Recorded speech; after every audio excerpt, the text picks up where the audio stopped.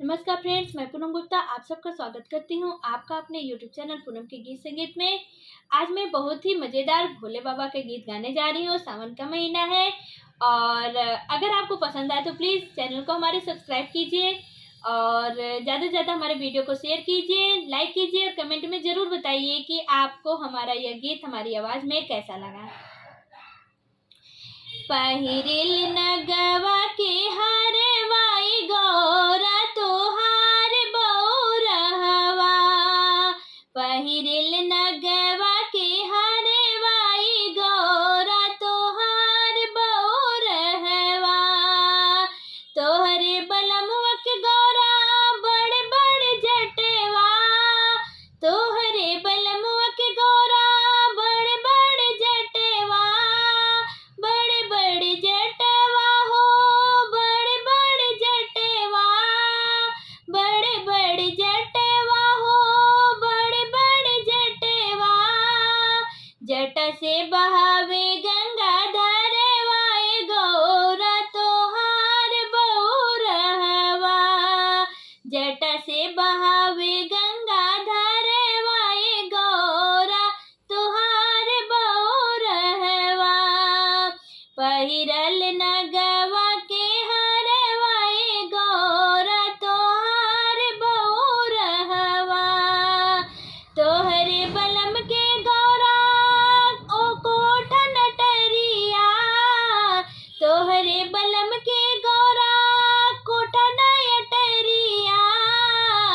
कोठ नटरिया हो गौरा कोठ नटरिया। कोठ नटरिया हो गौरा कोठ नटरिया।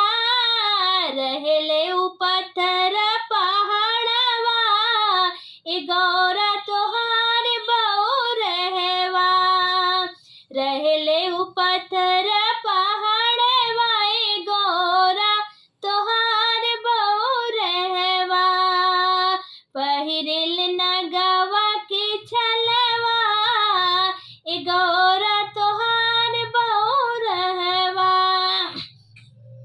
तोहरे बलम के गौरा माइन बपवा। तोहरे बलम के गौरा माइन बपवा। माइन बपवा हो माइन बपवा। माइन बपवा हो माइन बपवा। संग राखेले भूत बैतलवा ए गौरा तोहार बौरहवा। संग राखे भूत बैतलवा ए गौरा तोहार बौरहवा। नाही पहिरे वर तोहर पियर पीतांबर। नाही पहिरे वर तोहर पियर पीतांबर।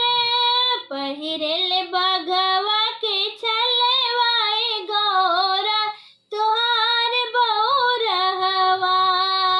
पहिरेल बघवा के छलवा ए गौरा तोहार बौरहवा। पहिरेल नगवा के हरवा ए गौरा तोहार बौरहवा। नाही पहिरे दूल्हा तोहार मोतियन के मलवा।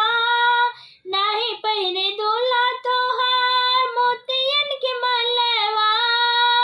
मोतियन के मलवा हो मोतियन के मलवा। मोतियन के मलवा हो मोतियन के मलवा। पहिरेल नगवा के हरवा। पहिरेल नगवा के हरवा ए गौरा तोहार बौरहवा। पहिरेल नगवा के हरवा ए गौरा तोहार बौरहवा। ना तोहर बर खाए पूड़िया मिठाइया। नाही तोहर दुल्हा खाए पूड़िया मिठाइया। पियले भंगिया के गोलवा ए गौरा तो भंगिया के गुलवाए गौरा तोहार बहुरहवा पहिरे